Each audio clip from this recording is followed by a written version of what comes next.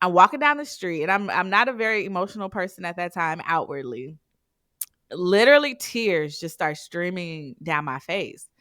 And I can't stop it. And I'm like, oh my God, what has happened? It's like a Tuesday afternoon.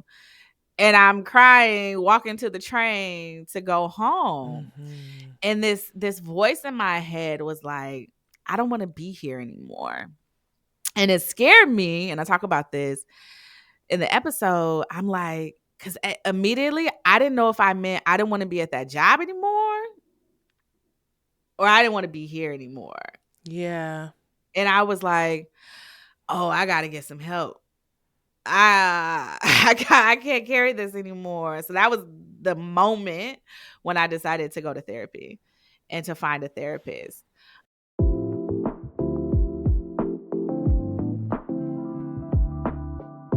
All right, folks, welcome back to the Exit Interview, a podcast for Black educators. It's me, Dr. Asia. And as always, another fantastic guest. Today I have Najmah Ahmad. She's here to share her story. We know each other from Catalyst. Mhm. And shout out to Camila, who's like connecting folks, consultants, Black women, brown women, women of color Yeah. together in a beautiful space. And so this is another connection. Welcome to the show. Thank you so much for having me. And yes, shout out to Camila, the connector extraordinaire. I'm so happy to be here with you. Yeah. And so we've met again out in the sphere, but of course you're an educator and you're on the East Coast. Is that correct? Did I make Yep, that up? I'm in DC. Yep. Okay, so Mhm. um, you would be like the 45th person from the East Coast. Yeah, and that's good to we. I'm glad we're spreading out. More folks from all over are listening to the podcast, are sharing their stories on the podcast. So yeah, let's go ahead and get started. First things first. Yes. A lot of people talk about going into education as young folks. Some people join TFA. Some people decide to second career. What made you decide education was for you? What was your story? Yeah, so education was actually not my initial choice. When I went to college, I was a nursing major. I was a nursing major for 2 years, actually. I knew that I wanted to help people in some way or another. And then I got to my second year in college, and that was the clinicals. And I was like, I actually don't want to be in a hospital all day. And I was like, Yeah, oh, yeah. this is very important to realize at this moment. But then it was like, oh my God, like I'm 2 years in. I went to Xavier University in Ohio. It is not cheap. It is a private Jesuit school. And so it was just like, well, what do I do now? And so I kind of started to look around at the people in my life, right? When we grow up, it's like a handful of careers that we are told that are accessible to us. And so at some point when I was a kid, I wanted to be a pediatrician, wanted to be an astronaut at some point, wanted to be a Yeah. journalist. I'll come back to Uh-huh. journalist later because it has come back around. But I had an internship at like Procter and Gamble, learning about chemical engineering. It was like the things that were in front of me that people told me. And then nursing, like I said, I always had this inclination to want to care for people, to support people. But I didn't want to be steeped in that. And so when I was looking around, my mentor at the time, when I was at Xavier, was the associate director of the Office of Multicultural Affairs. And I just started to think about the impact that she had on me, being at a predominantly white institution, being the first in my generation, in my family to go to college. It was really supportive to have someone like her guiding me while I was in my educational experience. And so I was kind of like, oh, I could do that.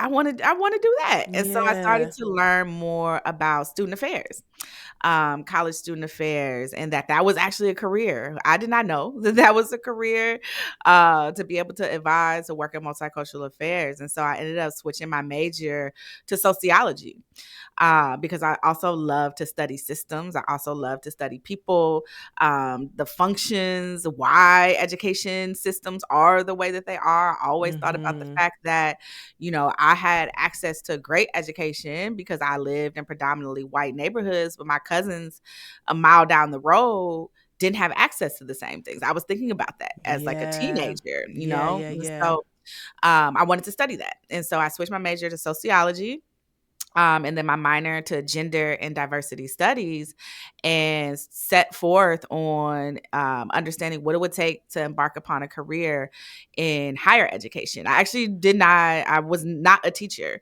but I worked in higher education in administration. Now, and we'll talk more about my path, but I worked in school districts and in the schools as well. But that was my initial foray, kind of wanting to know, how can I still support people in their journeys, not in a hospital, but Yeah, in a yeah. different way. But that higher education, student affairs was kind of my entry point into education.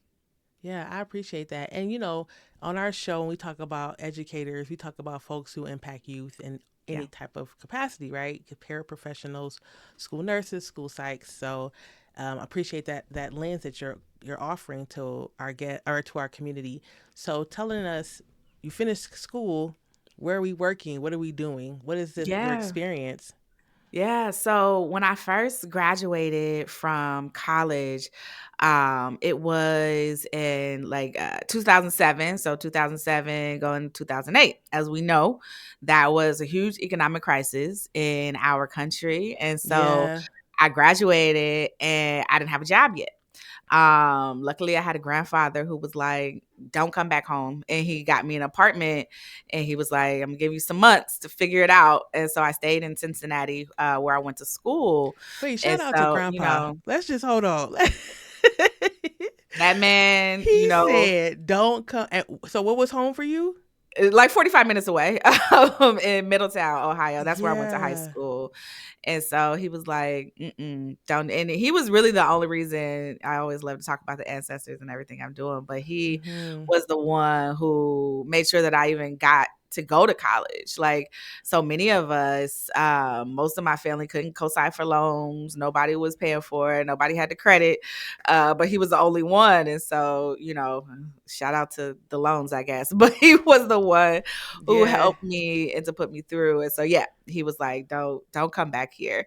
And so he got me an apartment in Cincinnati. And so I started working for a nonprofit. And so I was working with at-risk youth in the community, and going into the high schools and doing workshops for them around leadership, around, actually, now I think about it, around trauma, Mm. around, really understanding how their trauma impacts them in their education. It was with oh my God, the Alcoholism Council of Cincinnati, actually. And Mm. so I would do workshops in the schools with at risk, quote unquote, at risk youth at that time. And so from there, then I went to work with the Cincinnati Youth Collaborative. And so I was working again in high schools. Essentially, I was a counselor in the high school, or a supplemental counselor.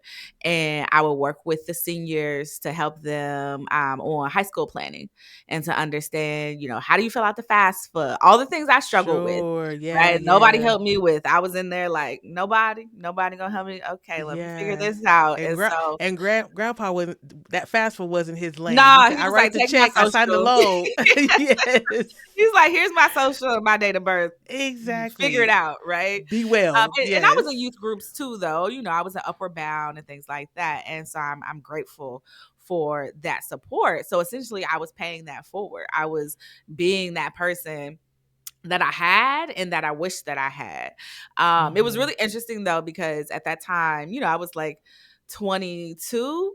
A lot of the kids looked older than me, and some of them thought that I was like a high school Sure. student, right? And so it was kind of like that. How do I assert myself as an adult? But it was great because I could relate to them as well, not being so far removed from them. But I was in the high schools. I was working with high school seniors who were like 18, 19 years old, and I'm like 22, helping them to understand their journey. And so I did that for a while, but I didn't have my master's yet. I was coming out of undergrad, and I was just like, I'm tired. But I knew, for to work in higher ed, which was my ultimate goal in college student affairs, you need to have a master's. Yeah. but I wasn't ready yet. Personal things that I had going on in my life, and wanting to just get out of Ohio, wanting to leave. And so I actually ended up moving to Miami. And I worked at Miami-Dade College, and that was my first role in student affairs. And I worked in admissions, actually. And so at a community college, but it's the largest community college in the nation. Oh I wow. think they have like 6 or 7 campuses or something, Oh and wow, yeah. hundreds of thousands of students down in South Florida.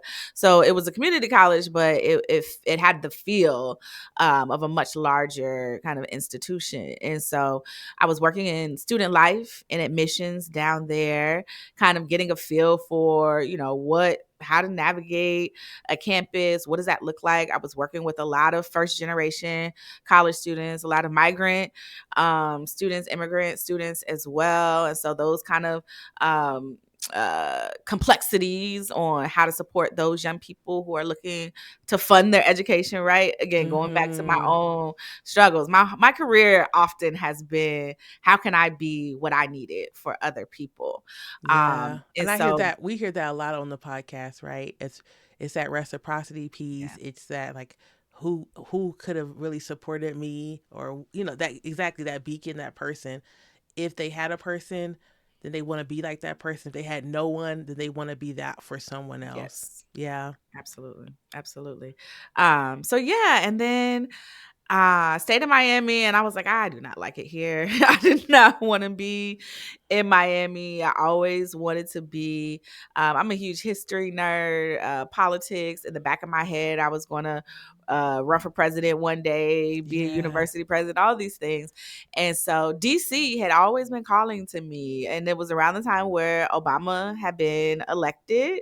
And so it was like, I want to be there. I want to meet Michelle. I want to go. I got to go. And so Yes. I ended up moving to DC, and I was working at Trinity Washington University here in DC. And it is a private Catholic university. It started out as an all girls school. For the most part, it still is.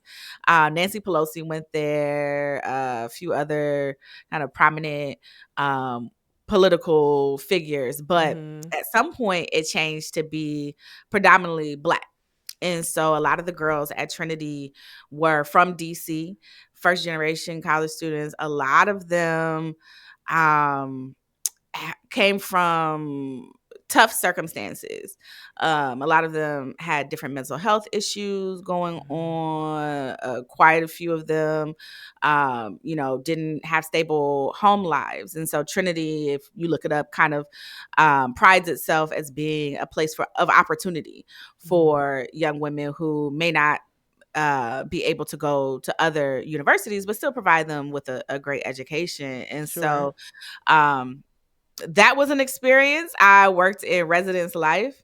If any of you that are listening work in higher ed, you know that res life is like, you are a therapist, you are a programmer, you are an auntie, a mentor, you are, I was going to the hospital with students who were suicidal. Yeah. I was, helping them to navigate all kinds of circumstances. And so it was like I was on call, 24 hours a day, some weeks at a time. And so just always on, but really being steeped within the university and the culture and the student life. And so I worked there, and I started my master's program. And so my master's program, I went to it was a distance learning program. So I would go for a residency for a month and then come back up. It was down in Florida at Nova Southeastern. They had a really great higher ed program. And so while I was in that program, I had a practicum. And so I created an alternative spring break program for the university, just things that I felt Mm. that these girls really deserved, but Yeah. because of where they came from, I think that people thought that they were not capable of Sure. achieving. And that really was tough for me when I was working in that space. Like, why are we not challenging these young women? Why are we not giving them these opportunities? Because they've never had them before. You just assume that they can't learn and be immersed in them. So I created an Yeah. alternative spring break program. We actually went to Selma, Alabama, and I created like a leadership curriculum for them to understand. It's so funny talking about this. I'm like, man, my work has really been the same, but understand the ancestors and what they did in order for them to be where they are. What does servant leadership Yeah. look like? What does that really mean to be a servant leader? What is it? What are you here for? Right? Beyond getting your degree, who do you want to be? What do you Yeah. want to contribute back to society and to humanity? And so I'm so proud of that program. It's actually still going today. And so I started that, it was like 15 years ago now. I Um, want to pause you for a second because yeah. I'm just as you're talking, I'm thinking like how awesome it is that one the master's program that you're in had this opportunity for you to freedom dream in this way, right? Hmm. And then for the university that you worked in to say like, sure, put Yeah. that together. Yeah. I was just imagining. I can't imagine how the women, young women felt like hearing about this and being able to do this, and how you were. I'm sure both nervous and excited to be able to give this opportunity to them. And I cut you off right as you said this. That was 15 years ago, and it's still there. And I that has to be something that makes you so proud to know that it's going on without you, because we know that so many programs or initiatives that folks start once they leave, it dissolves either the next year or the year after. So like hats off for you for creating Thank you. that. Yeah, and to the university for still continuing to fund that and seeing the value of the work that you've done. Yeah, thank you for that. Thank you. Mhm. Yeah, and looking back, so this was 15 years ago. I was 24 years old. I was just like, I want to do this, right? And so Yeah. it is like getting permission for me to fly. I think we took like, it might have been like 10 young women down to Alabama to stay overnight. We were down there building houses, but then we went and we participated in, they do every year, the march across the Edmund Pettus Bridge. And we talked to um, Reverend Shuttlesworth down there, who marched with Dr. King, Mhm. and just it was one of my favorite experiences of my career. I think about it often. I have young women who went on that trip who I'm still connected with, who reach out to me from time to time, and they talk about it like, oh my God, that was like so transformative for Yeah. them. And it was, again, like you said, I am appreciative to the university to allow me to do it. I actually partnered with campus ministry and student life, the dean for student life, who's still there, Dean Michi, which is probably why the program is still going. Mhm. But she was definitely an advocate for that program, that these young women deserved an experience like this. Like, they had never even heard of alternative spring break before. But coming from Xavier, where I went, private Jesuit school, their motto was being men and women for others. And that's why I went to Xavier, because service has always been a part of my life, and giving back and understanding that we're a part of a global and a greater community beyond ourselves. Um, so, yeah, that experience. But then on the flip side, the frustration started to build because I saw the lack of resources that those young Mm. ladies got. And I saw the lack of resources that I had to fight tooth and nail for. As much as I was happy that they did this alternative spring break, it was a battle. There were some things, the dorms having mice, and just crazy substandard conditions in a lot of ways. Or talking to seniors who were needing help with a senior project, and they were reading a book, The Giver. This, I don't know if you've ever read The Oh Giver yeah. before. Yeah, it's one of my favorite books from when I was like in the third grade, I think. Yeah. It's And like I think so, we were teaching it in 6th grade when I was teaching. yeah, Yeah. yes, yeah. And so I love it. I love the Mhm. book. I love what it stood for. But they were reading it as seniors in college. And I was like, and there was a Yeah. struggle. to it, like to Mm. understanding it. And so it just started to make me think about how are we preparing young people before they get to college. I understood, how much I was prepared, but how much I still didn't know. And so it made me want to experience something different, a different kind of university. I had worked at a community college and I worked at Trinity, which was a small private school. And so in every role that I had taken, I was usually the first person in that position. They had usually Sure. just created that role. And I was like, okay, I'll go do that. And actually, I love it. It actually speaks to my entrepreneurial spirit. Now that I think about it too, like I love to start new things and not be Sure. burdened by what has been like. Well, we've always done it this way. I've been in a new role, so nobody could tell me how it's always been because nobody has ever done it before. So I always loved that. And so I actually next went to go work for New York University, and they were building a site here in DC. Their part of their global campus. So they had like, I don't know, 12 campuses or something around the world. And so the NYU students would come down to DC and they would be, interning at the Supreme Court, at the Capitol, like at these really prestigious institutions. And so I worked in student life there, literally was putting together the policies and procedures as the walls were being built around us in the Mm. building that we were staying here. And so that was an interesting experience. It really did make me see the dichotomy between what we say is possible for young people. That was predominantly affluent students who were Yeah. coming down, who were, like I said, interning on the Hill and things like that.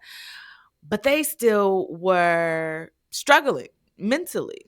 A lot of mental health crises and issues. And it started to weigh on me to the point I was, and this is trigger warning for anyone who's listening to this, but I, used to have to do, if a student was suspected to be experiencing mental health crisis, I would have to go check on them and like check their rooms and stuff. And you Mm-hmm. never know what is going to happen when you knock on that door, when you open that door. And this was around the time of Sandy Hook, that had happened. I had a young man who was from that town, and it was just overwhelming for him. And Sure. so I ended up having to escort him to the hospital and help him to get some services and things like that. And I was there, I remember, until the next morning at like 8 o'clock in the morning, come back to campus and had to do a debrief with the team. And he's okay, but physically, but I'm talking to the team and they're like crying. And I'm just sitting there and I'm like, why are y'all crying? And then inside, I was like, oh, this was a traumatic experience. Like this, Uh-huh. and I am numb. This isn't okay. I can't do this Mm. anymore. Like I've become too numb to Yeah. this. This is not okay for me. And so that was when I think decided that I wanted to get out of higher ed. Um, yeah. Can I say something? So this is Yes, really please. interesting, because I think that I'm curious, as the folks are listening to this episode, how many people in the K-12 space imagine higher education to be different, to be more glamorous, more Woo. glorious, more right, Yeah. or vice vice And I've worked in versa. both spaces, but Yeah, yeah. you did, right? And so people in higher ed saying, "Well, you all teach third grade," or so, and that grass is greener kind of feel, Yes. right? And I love that you had to check in and say, like, okay, this is, I'm becoming a shell of my former self. I Mhm. remember, when I was in my doctoral program, there was a woman named Laura in there who was in charge of Red's life for CU Boulder, or she Okay. was, I don't know if she was in charge, but she was in the department, Yeah. and she was on call every once in a while Mhm. during class. And she had a situation where someone had committed suicide, and she was called from work or from class to the Mhm. situation. Yeah. And we, when she, weeks later when we saw her again in class, we kind of discussed the emotion of it, right? It never occurred to me, right? I struggled in school with lots of things, Mhm. but not mental health in that way. You know, not Yeah. the it was like sure it was the sun wasn't out in Michigan, it was cloudy, but this Yeah. to me felt very temporary.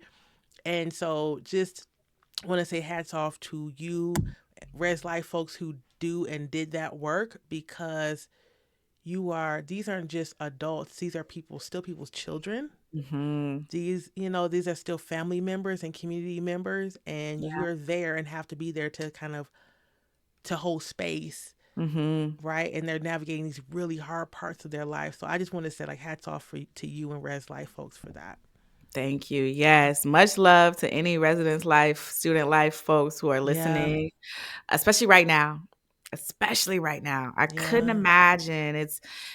We talk about young people not being okay, and the older people aren't okay either. And so being in that space yeah. is a dedication of love.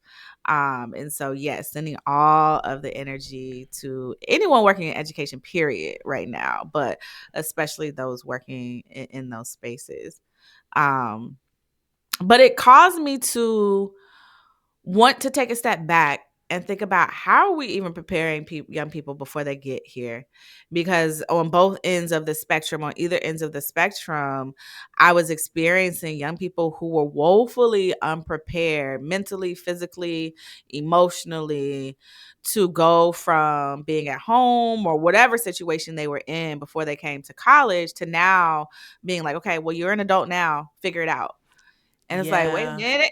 Like we were missing something, right? We're yeah, missing something. Even from the most affluent to young women who were in foster care, who were wards of the state, emotionally, they were not okay. They were not ready. The experientially, they were not ready. They had not experienced what we were calling them to now be. And so I wanted to take a step back, and I actually left higher ed, put my phone on silent. I have not taken my phone off silent since then because I was just like, oh my God, I don't have to be on call anymore. It does something to your yeah, nervous system yeah. to never be able to rest, right? And that's something else that I think about in my career, and I'll talk more about the healing. This was all playing a toll on me as well, as Of someone course. who at that time was a perfectionist and wanted to save the world. I'm just like chasing this thread of, okay, I worked with this group, I did the nonprofit, and then I went to higher ed with the first generation college students, and I couldn't do enough there. So then I went to NYU to try to see if I could work with this group, but that wasn't working. So, okay, now let's go to nonprofit. And Mm, so I worked with, an organization here in DC, and they have a branch in Chicago and Baltimore, called Urban Alliance. And they worked with young people who were preparing to transition from high school and to go on to their next steps, but they work with them on the preparation piece. And so I was actually the director of curriculum outreach. And so I would go into the schools, into the high schools, and I help them to develop a curriculum basically to prepare young people for the future, what to expect, from job searching to how do you show up in these spaces? What does yeah. professionalism look like? How do you carry yourself? How do you navigate these worlds? And so, like I said, I wasn't a teacher, but I was in the schools often delivering this We would say curriculum. that that was Yeah, teaching, right? And yeah. that's all what you're talking about. And obviously you have more to your story, but it's very full circle, right? It's like Hmm. very much older kids, older youth, Yeah. college students, preparing them, like again, standing in that gap, holding space. Yeah. The transition. I feel Yeah. Oh like, yes, yes. my whole career, even today, is how do I support people in the transition when you are trying to figure out who am I? Why am I here? What am I doing? What is the purpose of this all? When I look back recently on my career, and I'll talk more about what I'm doing now, that is still at the heart of it. I've been doing this for almost 20 years, really helping people at that transitional space of becoming, of Mm-hmm. becoming of who they really want to be. Um, And so I did that for a few years. And every role I've been in, I've been promoted every year, right? Because I'm like, I'm going to be the best. I'm going to figure this out. Yeah. Like this achievement addiction that I had. It was like, I gotta keep going. I gotta figure this out. I gotta fix education, right? Let me pause. Hmm. Achievement addiction. Oh yeah. Oh I yeah. just wanted to make sure that folks heard that, Hmm. because there's a lot of people, especially in education, who Hmm. have achievement addiction. Hmm. I love that you said that. I just wanted Oh to yeah. pause you. Go ahead. Yeah. Yeah, because it was, and that's what I'm trying to do in this conversation so you all can see what I was doing, but I want you to know how I was feeling as well and Yeah. why I had to get out. We'll talk more about that. But it was, especially as a Black woman, I was always told that we had to work twice as hard to get half as much. And so understanding now what that actually did to me and my nervous system was that I was going to have to be a superwoman so that I could get recognized, so that I could get, all these accolades, but I also wasn't going to be compensated fairly. Of course not. Right? Of But course I was not. told that that was normal. So I'm working at a nonprofit. I'm a director, right? I have a master's degree at that point. I'm living in Washington, D.C. I'm traveling between all of these regions. I'm writing curriculum. This program, multi-million dollar, nonprofit and program. And I was making like $48,000 in Washington, D.C. Right? Trying to afford an Wow. apartment. And Yeah. so I'm like, I'm stressed out there because I'm hungry. And I'm like, Quite literally. I'm hungry and I'm Yeah. tired and and so all of things, but I'm still trying to support these young people. And so then Baltimore so was one of our sites. And so I would go to the schools in Baltimore, and so this was around the time the Baltimore uprisings. I don't know if you remember with Mhm. after Freddie Gray. Mhm. And so me being me, I've always been a baby radical. I'm like to the organization, I'm like, we need to say something. Some of our schools that we would work with, Douglas High School was a school that was on the news where the police were, and they was like smoke canisters and tear gas and all this stuff. And we're sitting there Mhm. watching, like, I know these young people. I'm in DC, but Yeah. I know these young people. Mhm. But the organization didn't want to speak out. They thought that it wasn't in their best interest. And that really did something to me. Was really disappointing to me to be in a space where an organization purports to be for students, but does not feel comfortable in speaking for students. And so I then decided that I was going to create my own curriculum and in my own free time, partner with another organization. And I went up to Baltimore and I created a curriculum for the young people on how to alchemize. I know the word alchemize now, but alchemize their pain and their frustration into power and into leadership. Like, how do you take everything that you're feeling and move this past being this moment? Yeah. Feel it though, and understand what you're feeling, and now take it into leadership and into power. And so I did a workshop with them, and that was another highlight of my career. As those young people were phenomenal, and just the righteous anger that they had, and Sure. acknowledging that with them. But that was another pivotal moment in my career where I was disappointed, but I also started to see the system for what it was, and that the system was Mhm. more concerned um, with peace and instead of justice, right? Yeah. And so yeah, that was another benchmark for me.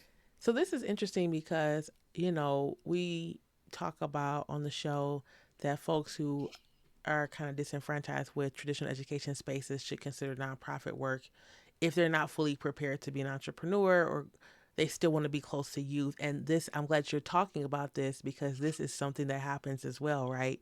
Mm-hmm. Where we look at the website of the nonprofit, we get so inspired by executive director or whoever we're speaking with in the hiring phases of it. Then we get there, right? And it's not quite exactly as liberatory as we thought it would be.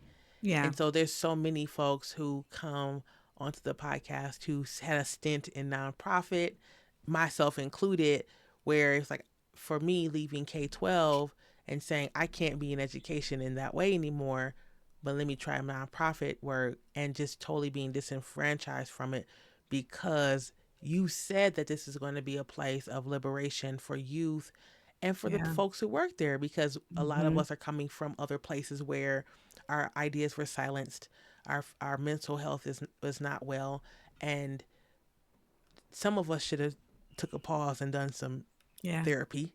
Yeah. Right? Absolutely. Absolutely. Absolutely. We Yeah. get to a place and they're like, yeah, this is great, you're awesome, and then we get into this same kind of cycle, right? Which is why I think so many people are like so over nonprofits, and that's too bad because there are some that are doing really great work, but Hmm. there's so many that aren't, Yeah. or aren't fully showing up in the way that they could, that it Hmm. makes people bitter towards the nonprofit work. Yeah. Absolutely. And then Yeah. because I really want the listeners to think about this systemically. So when we think about who funds nonprofits, we think about philanthropy. We think about Yes, the yes. problems of philanthropy, that they want control over communities. They don't want to necessarily solve the problems, Yeah. but we want to maintain the status quo oftentimes. And so that doesn't look like liberation all the time. Yeah. And then Most when times we it doesn't. most of the times it does not, right? Like looking at the kafia behind you, it does not look like that. It is just here. We just gonna keep people contained, and but still offer some good, right? We did some great work, and that was so frustrating because you can see it. You're like, but if we just tell the truth, we could actually do some great work here. Yeah, yeah, yeah, yeah. But it's that fear of the truth. And then we think about too, when you talk about the mental health aspect, oftentimes, and I'm not just talking about the nonprofits I've worked at, but I see it all the time. Instead of paying people what they're worth, you give them a happy hour, right? Staff happy everybody drink. What are we doing here, right? It's like we used to have so many Oh, staff happy yeah. hours. So many staff happy The hours. And it's happy like hours. open bar, drink, drink, drink. So you're Yeah, not feeling it.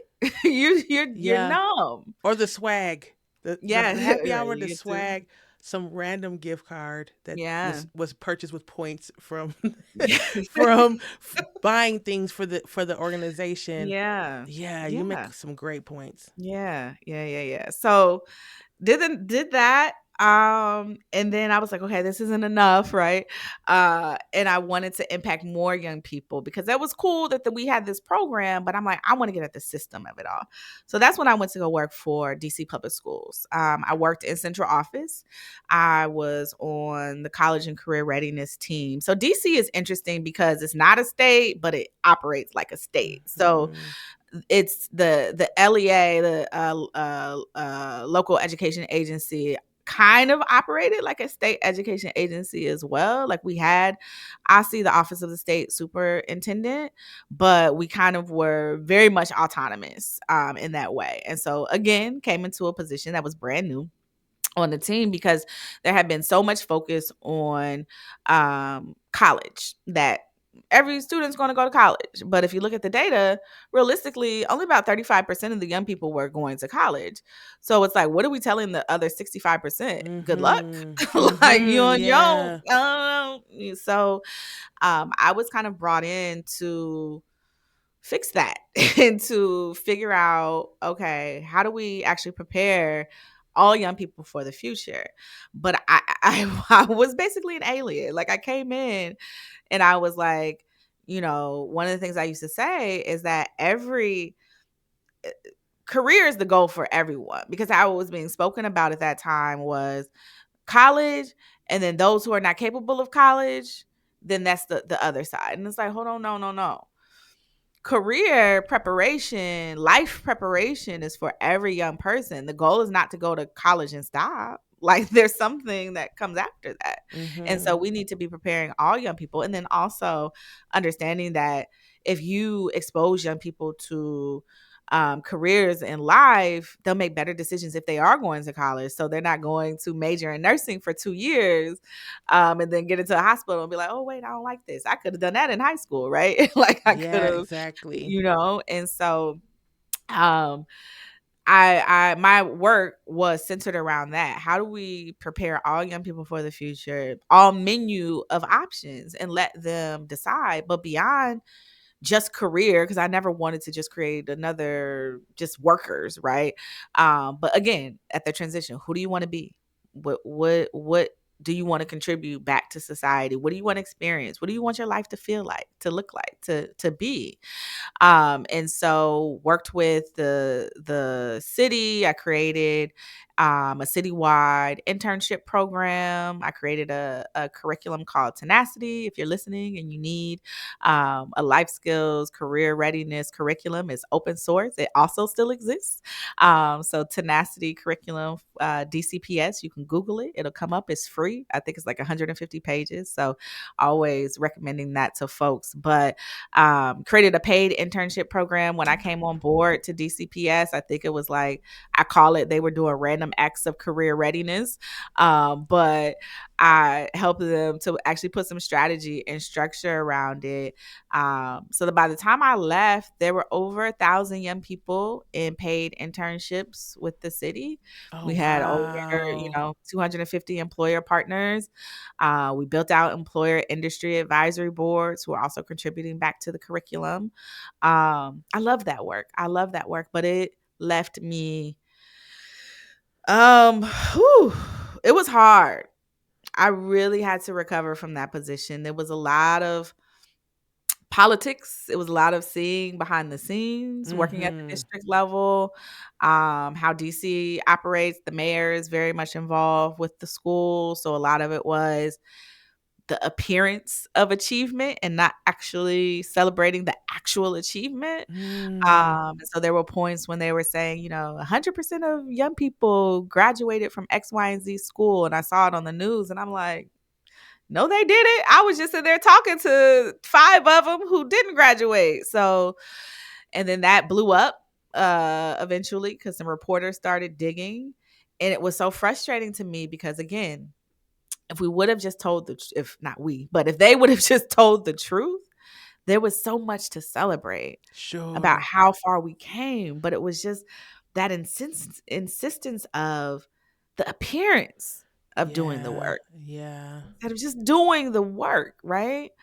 And that in navigating, quote unquote microaggressions, which we know to be racism, I was that person who wanted to push, but people wanting to track certain students into certain pathways or saying what certain students from certain schools and certain neighborhoods were capable of and what others weren't, and constantly having to fight back on those Sure. narratives, and then leaving meetings and people, I'm so glad you said that.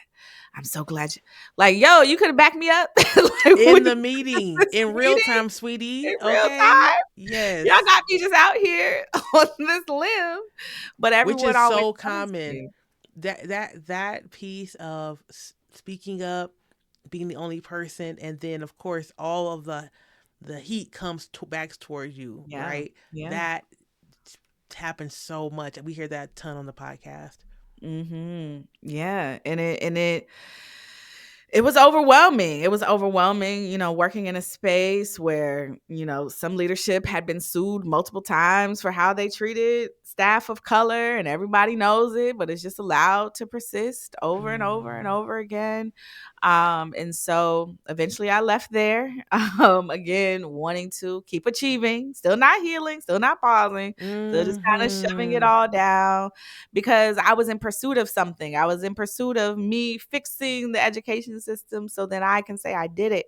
I achieved this thing, right? And so I went to the national level.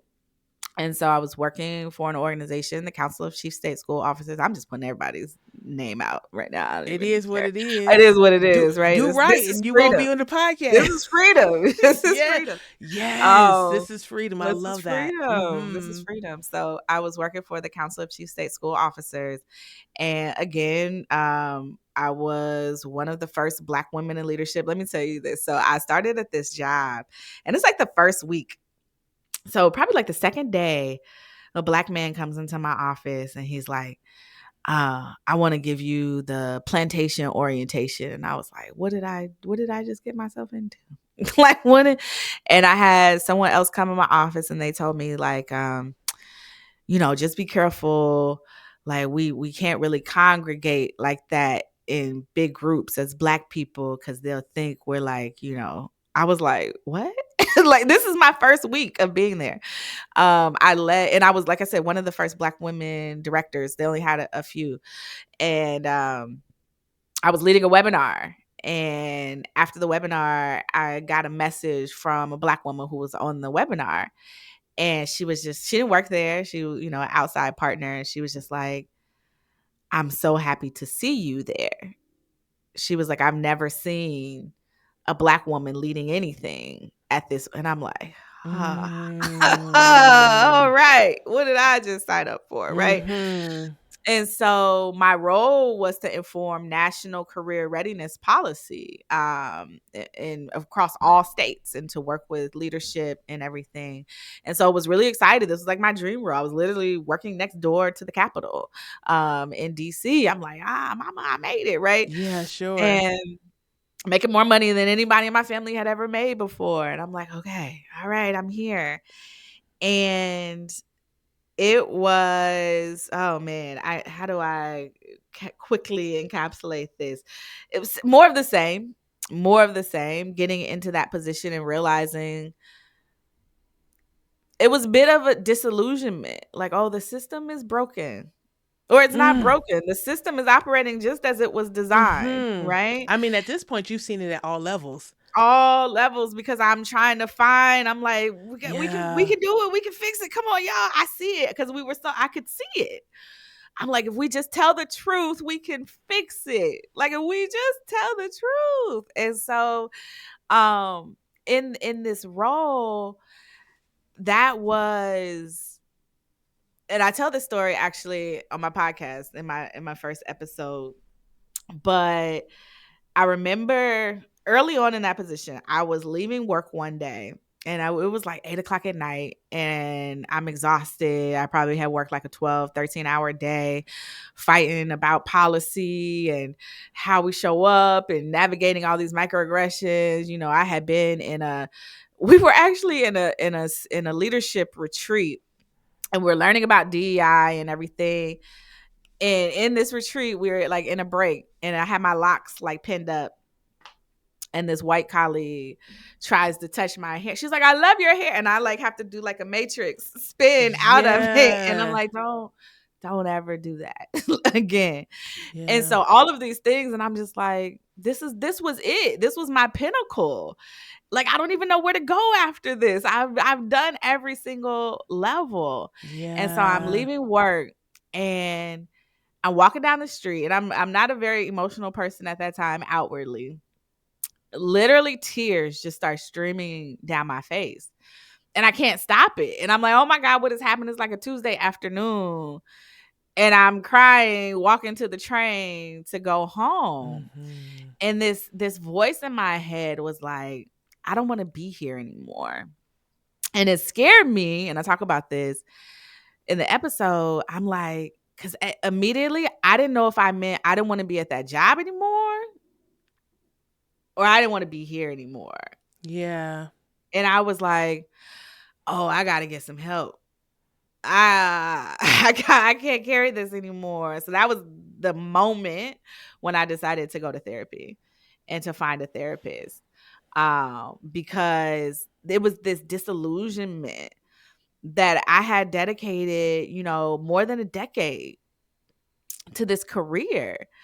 And I got to this point where I'm just like, for what? Like, Mm. clearly this Mhm. is not something that I can fix myself, right? And so then it goes to my own stuff, right? And so that's when I started therapy. And it was so many other things that played into that. But I remember kind of fast forwarding a little bit with my therapist, talking to her probably maybe about a year or so in, and I was still at that job at that point. And she had said to me, Najma, you're gonna have to work for yourself. And I'm like, no, I wanna change the system from the inside. Like, no, and she was like, how long has the organization been around? And I think at that point, maybe they were going on nearing like 100 years. And she was like, At this point, if you don't think if they wanted to fix education, they wouldn't have done it by now. And I was like, oh, shout yeah. out to your therapist and Oh, every man. therapist around the world Man. telling hard truths to Man. folks. Man. Because I was like, I'm going to have to go work for myself. Yeah. I would have to go work for myself. And so, and in that time, so we had a pandemic, but even before the pandemic, so 2020, um, we had this racial reckoning of sorts, right, with George Floyd and Ahmaud Arbery, and a number of police killings that had been made, kind of nationwide outrage. And so in that moment, the organization, they ordered, white fragility for everyone. They ordered Between the World and Me for everyone. I don't think anybody ever read them, but they Probably ordered them not. for the whole team, right? And Yeah. so I think Pedagogy of the Oppressed maybe was another one that they ordered for everybody. And so we were about to do anti-racism action planning, and we're going to do all these things. And I'm like, okay, bet, let's go. This is what I've been waiting for. Yeah. And so I'm getting ready. I'm working with a group of states to help them with their policy. And I'm talking like, okay, this is what anti-racism is, and this is how you incorporate it into your work, and da da da da da. And then we got to the point where critical race theory became the boogeyman. And the organization was like, actually, don't say black anymore. Don't even, because the southern states don't like it and it makes them uncomfy. And so, it's really about the states' rights to independence. And I was like, states' rights? That sounds like slavery. So Yeah. For real. I'm now in this space being me. If you've heard everything about my career, that's not going to work for me to censor me and to tell me what I can and can't say if I'm telling, the truth, because we can't solve policy if we're not looking at who is the furthest away, right? Who is the closest to the pain? That's where we have to target these Yes. resources. And that's what it's called targeted universalism. That was the model that I was and still operate under. It's like, yes, we can have universal goals, but you can't achieve a universal goal by funneling all the resources to those who are the closest to the goal, Yeah. because then you just widen the gap. Yes, It doesn't exactly make right. common sense, right? And so, but it was like when I'm saying, okay, we need to funnel these resources to Black and brown kids, immigrant youth, those, everything. It was like, well, you can't really say that. And so that was the point where I'm like, nope, I'm done with this. And Your then we therapist had in the a, whole in the background the whole yeah, she time, was just like like, just sipping, just just waiting waiting for it, for was you to patiently realize waiting. it, Yes. right? But the fear is still there, right? It's Sure, of like, but I course. don't, what does that mean? Where am I gonna go? Like, I've got this check, this 9 to 5. But then the pandemic came, right? And it flipped my world, as everyone else's world, upside down. I was working from home at that time, but I had so much stress that was going on from this job that at some point my back went out. I developed sciatica, and I had never had back problems in my life. I was like 34 at that time, or something, 35, I don't know. Yeah. Um and I was healing, though. I was in therapy, and so I'm able to start to understand how stress impacts our nervous system, impacts our physical health, and how it starts to show up in our body. And I wasn't treating my body well, right? Because stress, you're Mm-hmm. not working out, you're not moving, you're not eating right. It's like I'm gonna eat what I can when I can, right? Just hurry up, Um, shovel it in, just go, go, go. yes. Yeah. No, there was Mm-hmm. no mindfulness. I wasn't doing none of that. That No was slow like, chewing. yeah, right. No, exactly. Exactly. And so all of this, it was like a business trip or something I was supposed to go on. I had no desire to go. It was with people who the CEO, I had a mark on me. I had a mark on my back because I was Sure. pushing people to tell the truth. And so I was the problematic one now. I don't know if y'all have heard this article from Pet to Threat. So I came in, Yeah. everybody was excited. I'm dope. Oh, Najmah, Najmah, Najmah. And then I started talking and they're like, actually, shut up, little black girl. Like nobody asked you to Yeah. hold us accountable for what we said we were going to do. Right. Let me pause you for a second Yeah. because you've said a lot in this little amount of time. And I think the first thing I want to talk about is the sciatica, right? And even going back to your story, like, I don't want to be here anymore. And it all speaks to something that we talk about all the time on the podcast with like racial battle fatigue, Hmm. right? The fatigue of experiencing racial stress, racism related stress day in and day out. And it shows up in these ways. And you said you had a therapist too, right? And so it shows Hmm. up in these ways in our physical, our body, emotional, behavioral, psychological, all these ways where for some of us, we realize it's happening and we can equate it. And some people tell themselves, like, I can handle it. This is Yeah. nothing to do with the racism at my job. This is Yeah. just fill in the blank or fill in a blank Yeah. or when I come back from vacation, it'll be all over with, Mhm. and not really being able to accept for lots of reasons. Like, no, actually, the racism I'm experiencing in my workplace, beyond and also out there in the world, Yeah. but in the workplace, because we're there the most, is impacting my health. Yeah. And so I just wanted to say, I always want to pause when people talk about that and just say, like, racial battle fatigue, for those in our audience who've never heard of it, is the amount of time we lose coping with racial stress and trauma, Mhm.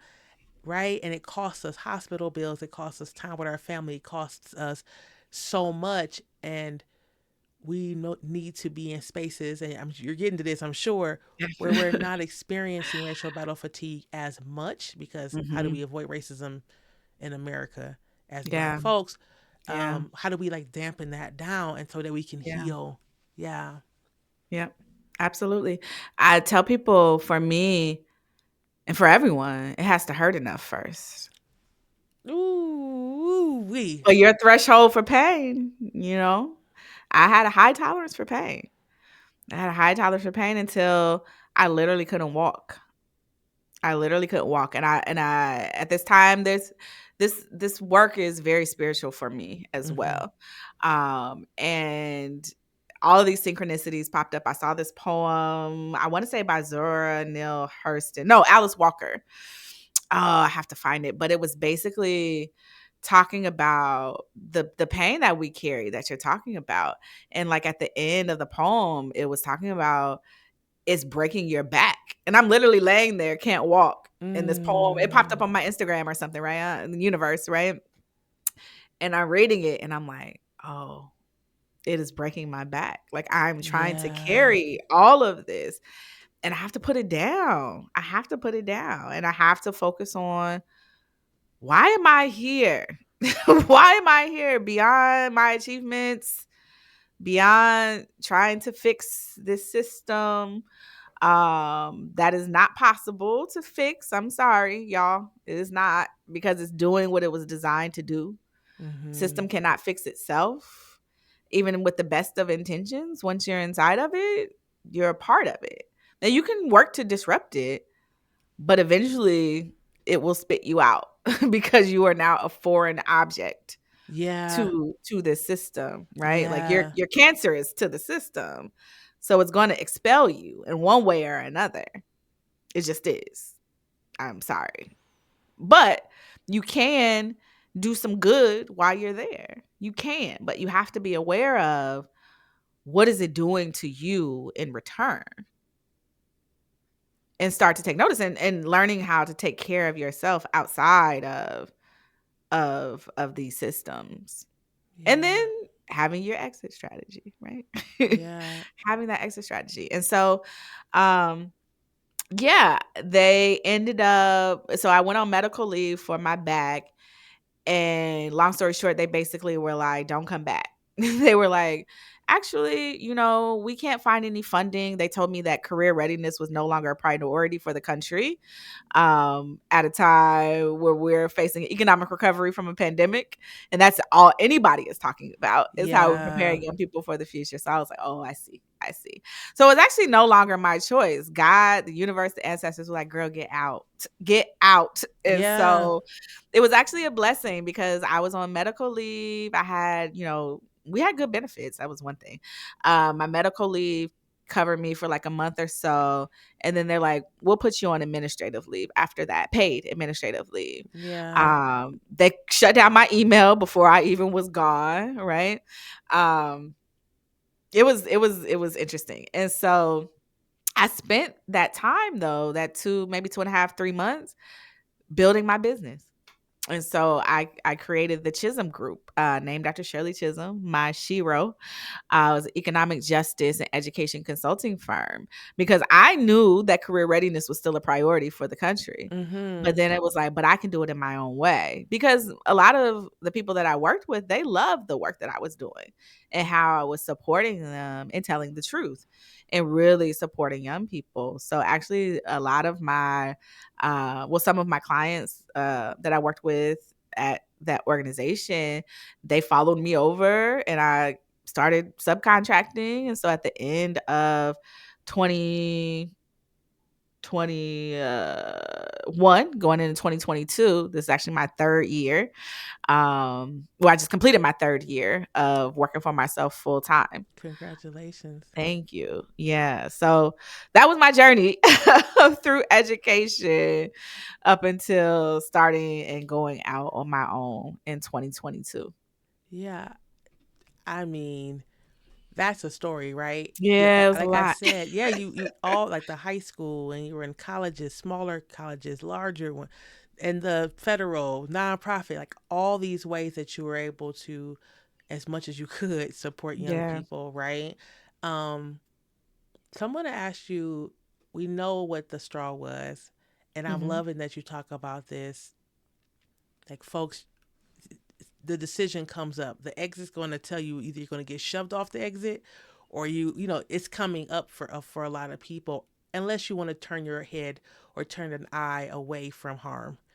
Like Hmm. folks who are like Hmm. 50 years, and I've been 50 years in the same space. Like you've Jesus. you've you've closed your eyes to a lot of harm Yeah. to young people and to Yeah. yourself and to your colleagues, and you, for whatever reason, that has happened. I think um I think I want to ask you two questions. The Mhm. first one is there a black educator that you would like to shout out? Mhm. I would shout out my mentor that I talked about, who made me want to go into higher ed in the first place. So Takia Howard, at that time, she's Takia Oster, but she has been my mentor since then. I still am connected to her. She's also my soror. I'm a Delta.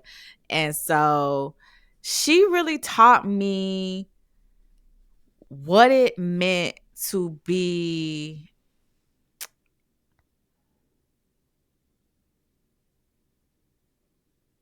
confident in myself, to be a leader, to use my voice, to stand up for things.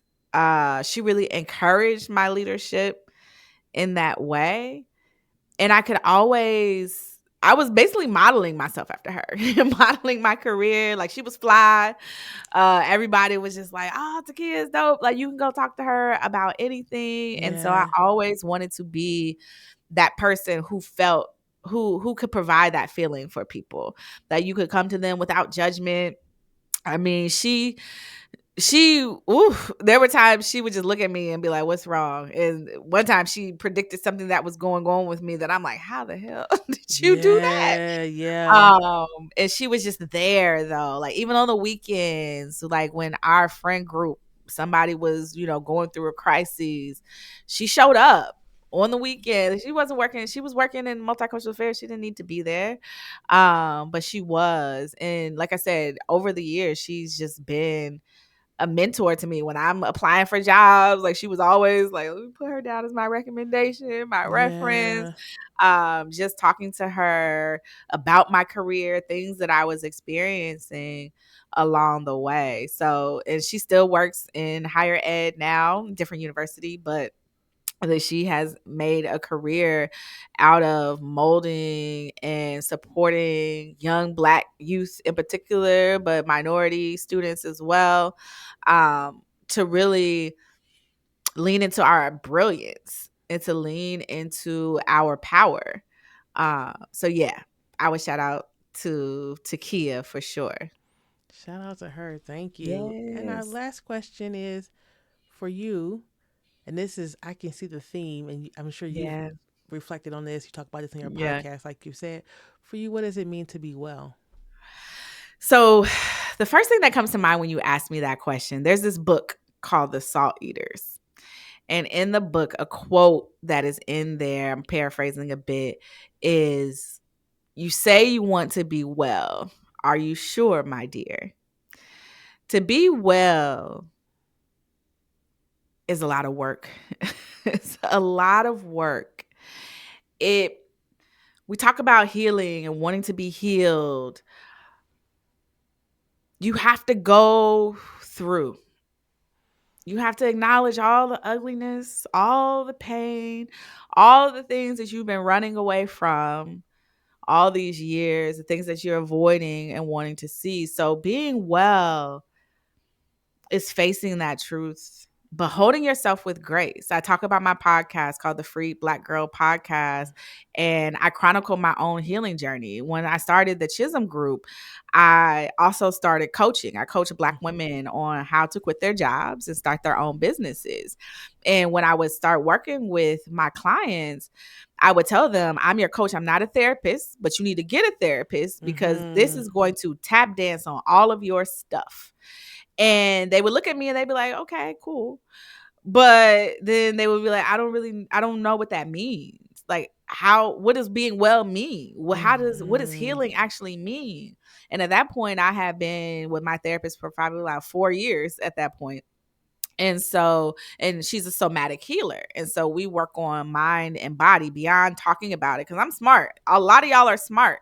We can intellectualize our pain all day, Oh, for sure. but this is about feeling it. Being well is about allowing yourself the space to actually feel it and to feel through it and to understand what is it doing to my body. What is little me asking for in these moments? When I'm feeling anxious, I'm like, okay, little Najma, little Najee, what do you need? What's Mm-hmm. going on? And so it's really getting in touch with who you are. And so that's why I started my podcast, because as I was working with my clients, I'm like, oh, I have to share my journey with people. I have Mm-hmm. to share how I got free. Being well is being free. Like I have this shirt on. It's one of my merch line, shameless plug, but free Oh, yeah. joy.